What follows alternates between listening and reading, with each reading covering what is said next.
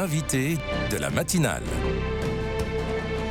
KTO Radio. Dans un rapport publié mardi, l'Observatoire des inégalités fait état des disparités entre les Français et l'évolution de ces inégalités. Alors comment se porte la fraternité en France? Analyse ce matin avec la directrice des études de l'Observatoire, Anne Brunner. Bonjour. Bonjour. Merci d'être avec nous sur KTO Radio.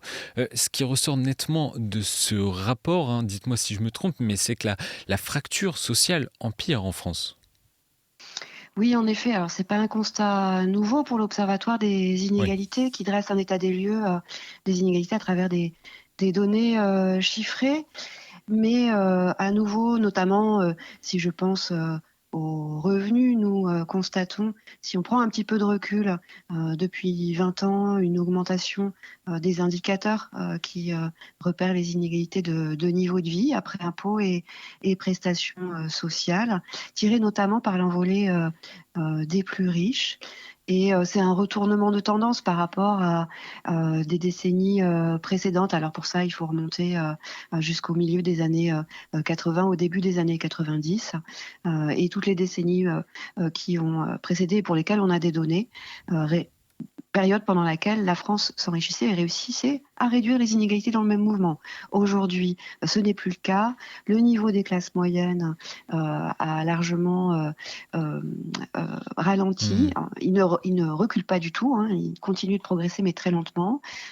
Et du côté des plus modestes, en revanche, la pauvreté augmente, puisque les personnes qui vivent sous le seuil de pauvreté que nous fixons aux alentours de 2 000 €, la moitié du niveau de vie médian, était 6%, 6,5% de la population il y a 20 ans, et elle représente aujourd'hui 8,1%, ce qui veut dire que ce taux a augmenté de 1,5 point. Vous voyez qu'à la fois les inégalités de revenus, les écarts augmentent, et en plus, pour ceux qui vivent sous le seuil de pauvreté, eh bien leur nombre augmente également. Donc ça fait une vingtaine d'années que ces inégalités se creusent en France. Ça fait un peu plus. Là, si je parle de 20 ans, c'est parce qu'on aime bien prendre un petit peu de recul, ne pas commenter juste la dernière année ou les 2 dernières années, même si nos données s'arrêtent en 2022. Ce sont des données de l'INSEE, et qu'il se trouve que 2021, 2022 étaient les plus hautes pratiquement selon certains indicateurs d'inégalité de revenus. Donc effectivement, elles ont aussi marqué des pics ces dernières années. Quel est le premier facteur de reproduction de ces inégalités ? Eh bien, je dirais principalement que c'est à l'école que beaucoup de choses se jouent.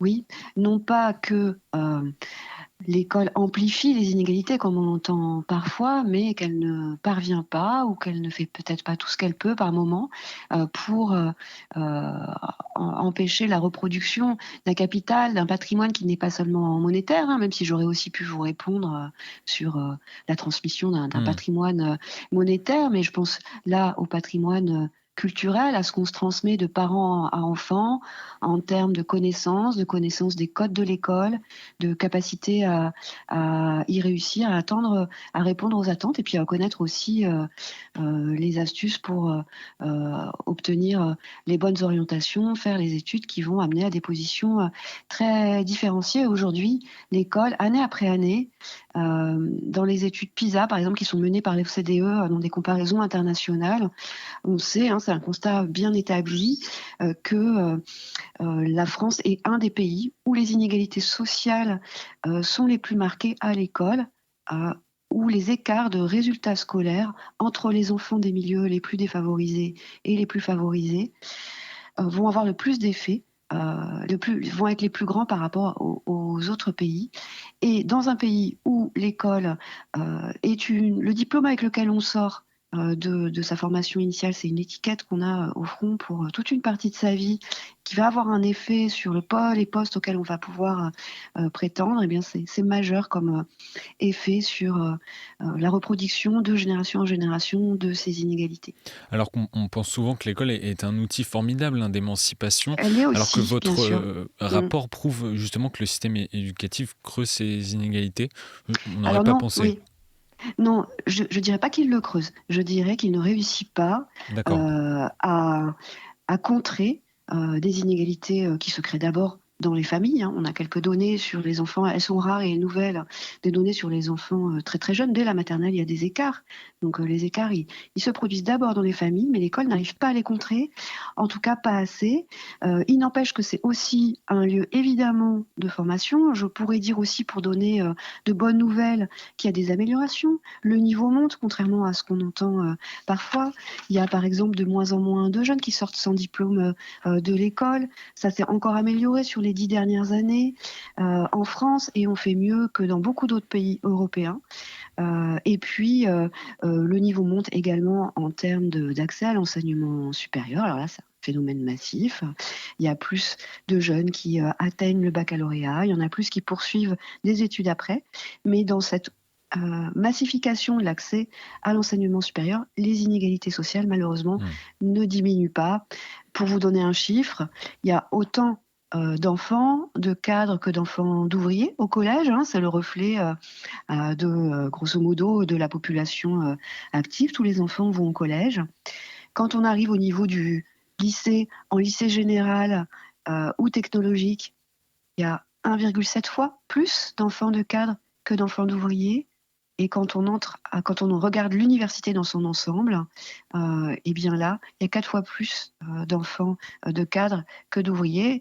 Et je vous parle là de l'université dans son ensemble. J'ai même pas eu besoin de vous donner les chiffres sur les classes préparatoires ou les grandes écoles. Après, il y a tout de même des voies d'émancipation. Je rajoute juste ce petit mot, si vous me permettez, Allez-y, pour allez-y. pas être trop pessimiste sur l'école. Par exemple, si je pense au BTS, voilà une formation en 2 ans qui est très bien encadrée, qui donne accès à des diplômes qui sont reconnus sur le marché du travail, et dans lesquels il y a autant d'enfants d'ouvriers en proportion que dans les classes de collège. Et souvent, ils vont atteindre ainsi une formation, un niveau de qualification qui est supérieur à celui de leurs parents.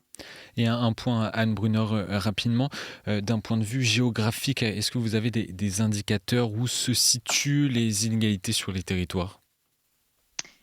Oui, en effet, dans notre rapport, on consacre également un chapitre aux écarts, aux inégalités territoriales.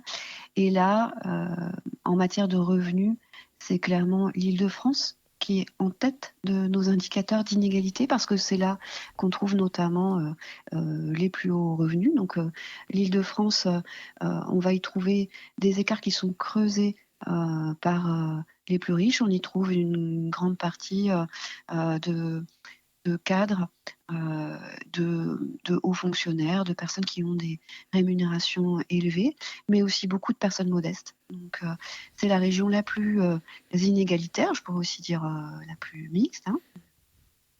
C'est 2 points de vue sur le même phénomène en matière d'inégalité territoriale.